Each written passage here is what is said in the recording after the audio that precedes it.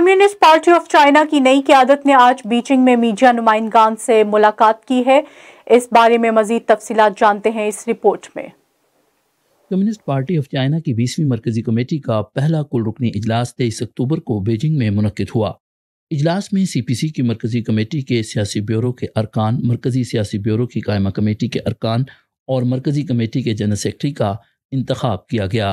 شی جن پنگ نے اجلاس کی صدارت کی اور سی پی سی کی مرکزی کمیٹی کے جنرل سیکرٹری منتخب ہونے کے بعد اہم خطاب کیا۔ مرکزی سیاسی بیورو کی قائمہ کمیٹی کی نامزدگی کے مطابق کل رکنی اجلاس میں مرکزی سیکریٹریٹ کے ارکان کی منظوری دی گئی۔ مرکزی فوجی کمیشن کے ارکان کا فیصلہ کیا گیا۔ 20ویں مرکزی انضباطی معائنہ کمیشن کے پہلے کل رکنی اجلاس میں منتخب ہونے والے سیکرٹری، نائب سیکرٹری اور قائمہ کمیٹی کے ارکان کی منظوری دی گئی۔ شی جن پنگ نے مرکزی کمیٹی کے سیاسی بیورو کے مستقل ارکان کے ہمراہ 23 تاریخ کی دوپہر بیجنگ کے عظیم عوامی ہال میں چینی اور غیر ملکی صحافیوں سے ملاقات کی۔